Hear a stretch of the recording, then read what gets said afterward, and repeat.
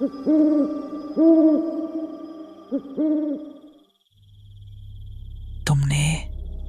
उस बाजार के बारे में सुना क्या? बाजार? कौन सा बाजार? वही जंगल के उस पार जो पुराना रास्ता है ना, वहां आधी रात के बाद एक बाजार लगता है। बाजार? और रात के अंधेरे में कौन सा बाजार लगता है भला? रामलाल ने गंभीर होकर कहा, वो कोई साधारण बाजार नहीं है, वो है भूतों का बाजार। ये सुनते ही माहौल थोड़ा भारी हो गया।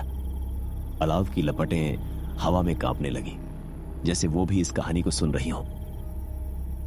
जो भी इंसान उस बाजार में चला जाता है वो कभी वापस नहीं आता, और अगर आ भी जाए तो वो पहले जैसा नहीं रहता। सभी चुप हो गए। उसी समय वहां बैठा एक जवान लड़का विक्रम हंस पड़ा। ये सब बकवास है, भूत प्रेत कुछ नहीं होते, कोई चालाक लोग होंगे जो लोगों को डराते हैं। रामलाल ने उसकी तरफ देखा। अगर इतना ही भरोसा है तो आज रात जाकर देखाओ। विक्रम ने बिना सोचे जवाब दिया। ठीक है, आज ही जाऊंगा और सबको सच बताऊंगा। सभी ने एक दूसरे की तरफ देखा, जैसे उन्हें पता हो कि विक्रम ने बहुत बड़ी गलती कर दी है।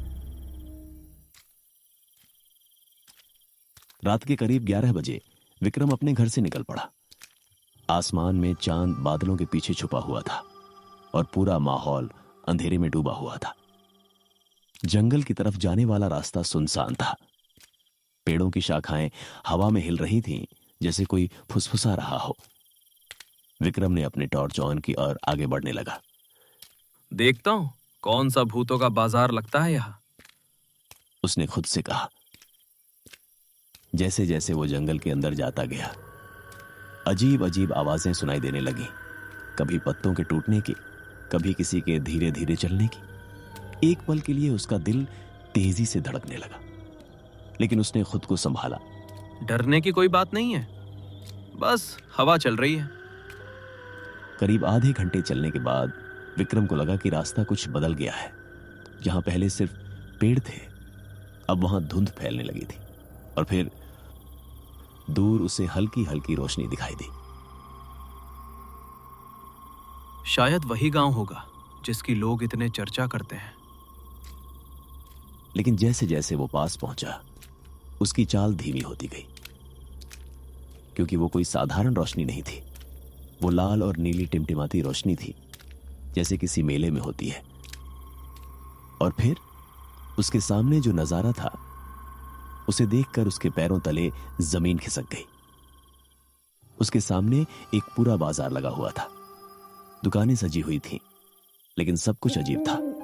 किसी दुकान पर पुराने जमाने के कपड़े टंगे थे, तो कहीं टूटी फूटी गुड़ियां रखी थीं, कहीं पर मिट्टी के बर्तन थे, लेकिन उन पर खून जैसे दाग लगे थे। और सबसे डरावनी बात, वहां मौजूद लोग, क्या कहें, वो लोग नहीं थे। उनके चेहरे अजीब थे। किसी की आंखें नहीं थीं, किसी का चेहरा आधा जला हुआ था, तो किसी के पैर जमीन से ऊपर तैर रहे थे। विक्रम का गला सूख गया। ये सब क्या है? तभी एक बूढ़ा आदमी उसके पास आया। उसका चेहरा झुर्रियों से भरा था और आंखें पूरी तरह सफेद।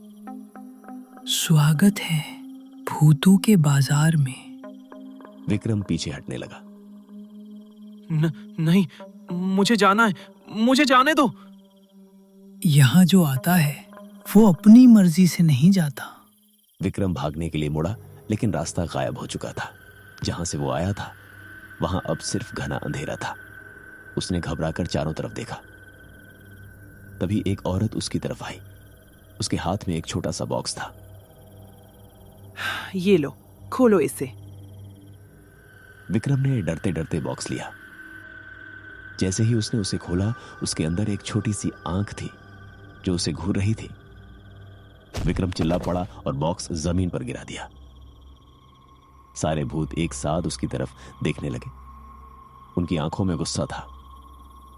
बूढ़ा आदमी फिर उसके पास आया। यहाँ के नियम है, जो भी यहाँ आता है उसे कुछ ना कुछ खरीदना पड़ता है, और अगर कोई मना करे तो वो खुद एक सामान बन जाता है। विक्रम के पैरों से ताकत खत्म होने लगी। उसने कांपते हुए कहा, मुझे जाने दो। एक चीज खरीद लो और फिर देखेंगे।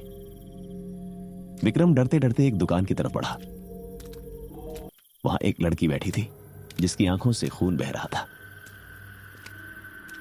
क्या चाहिए? उसने धीमी आवाज में पूछा। विक्रम ने आसपास देखा। वहां अजीब चीजें रखी थीं, पुरानी घड़ियां, टूटी चेन और कुछ ऐसे फोटो जिनमें लोग धीरे धीरे गायब हो रहे थे। ये क्या है? विक्रम ने एक फोटो उठाकर पूछा। ये उनकी तस्वीरें हैं जो यहाँ से वापस नहीं जा पाए। विक्रम ने फोटो गिरा दिया। तभी पूरे बाजार में एक तेज आवाज गूंजी। समय खत्म हो रहा है। सभी भूत एक साथ चिल्लाने लगे, खरीदो खरीदो खरीदो खरीदो खरीदो। खरीदो। विक्रम के कान फटने लगे। ले लो। उसने घबराकर ले लो। एक छोटी सी घड़ी उठा ली। मैं ये लेता हूं। जैसे ही उसने घड़ी को छुआ, उसके हाथ में जलन होने लगी और फिर घड़ी की सुइयां तेजी से घूमने लगी।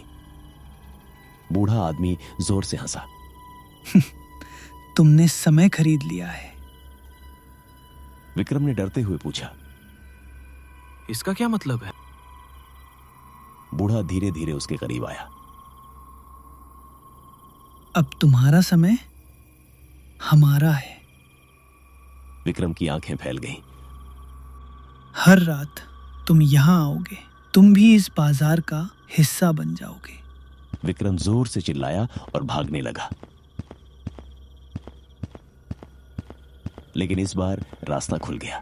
वो किसी तरह जंगल से बाहर निकल आया। सुबह होने लगी थी। वो सीधे गांव पहुंचा। लेकिन कुछ अजीब था। गांव के लोग उसे देखकर डरने लगे।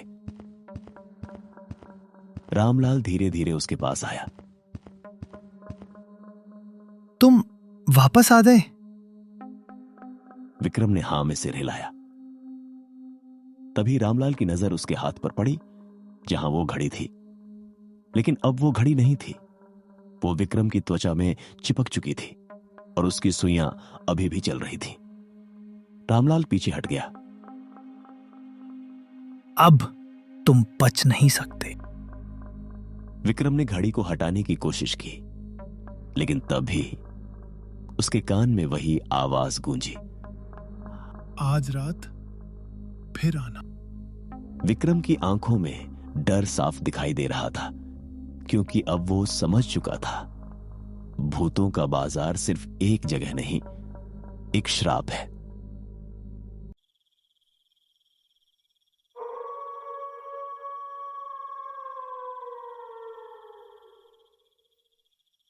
रात के ठीक 12 बजे पूरा गांव गहरी नींद में डूबा हुआ था। आसमान में काले बादल छाए हुए थे और बिजली चमकने पर कुछ पल के लिए पूरा गांव सफेद रोशनी में नहा जाता। विक्रम अपने कमरे में बैठा कांप रहा था। उसके हाथ में चिपकी हुई घड़ी लगातार चल रही थी।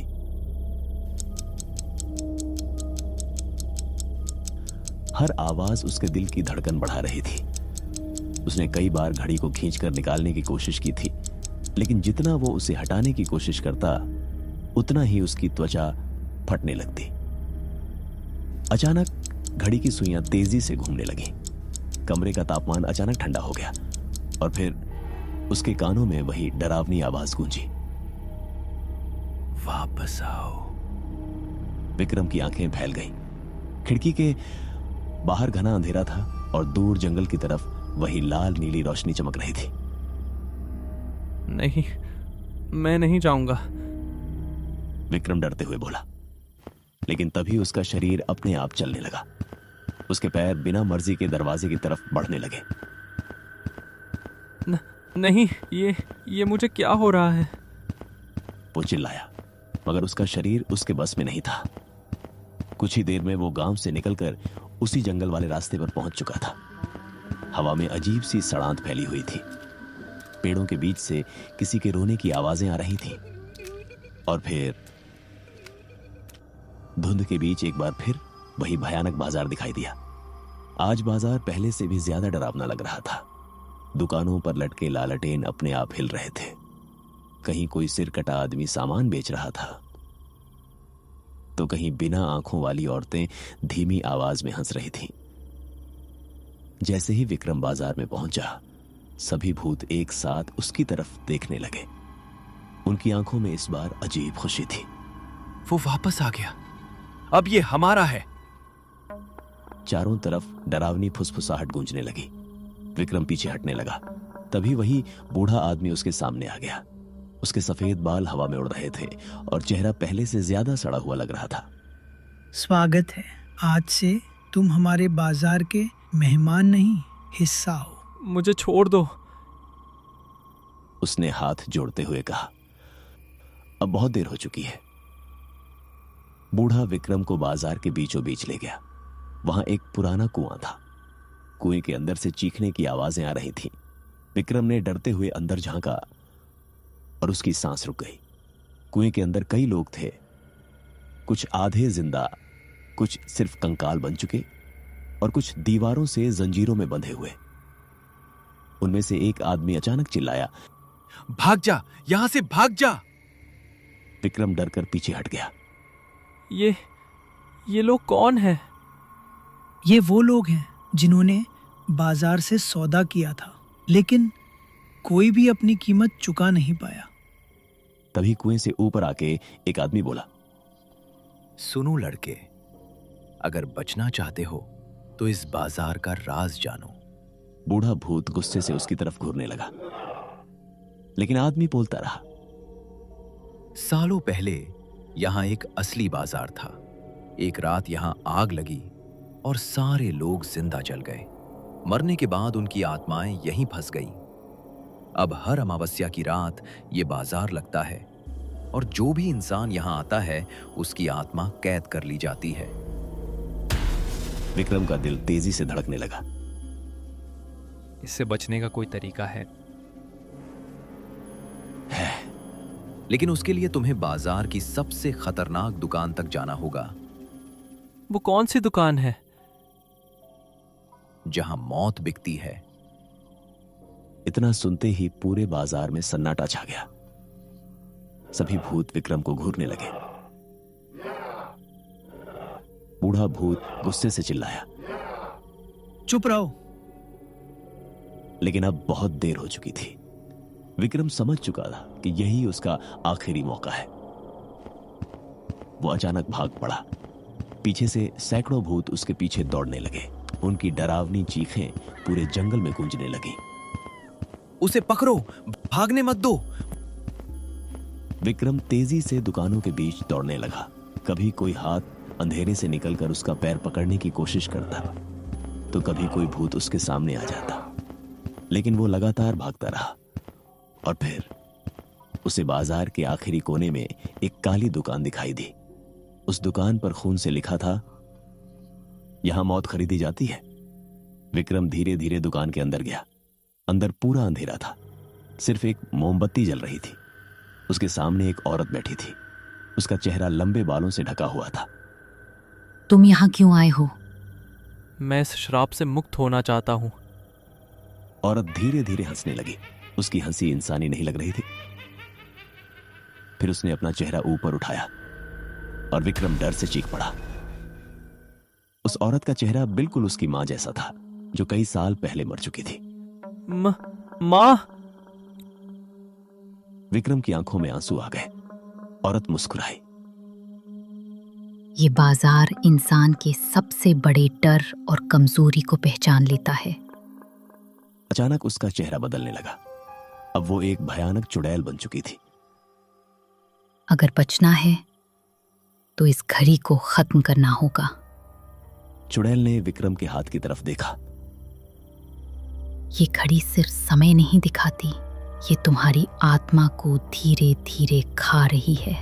विक्रम के हाथ की नसें काली पड़ चुकी थी। इसे कैसे हटाऊं? चुड़ैल ने एक पुराना चाकू निकाला। इसके लिए तुम्हें खून देना होगा। खून? किसका खून?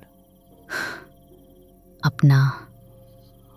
बाहर भूतों की आवाजें पास आती जा रही थी। वो यहीं है, उसे बाहर निकालो। विक्रम समझ चुका था कि अब उसके पास समय नहीं है।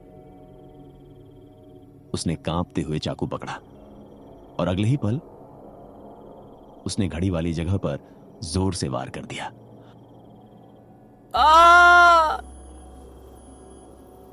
उसकी दर्दनाक चीख पूरे बाजार में गूंज उठी। घड़ी से काला धुआं निकलने लगा। पूरे बाजार में भूकंप जैसा कंपन होने लगा।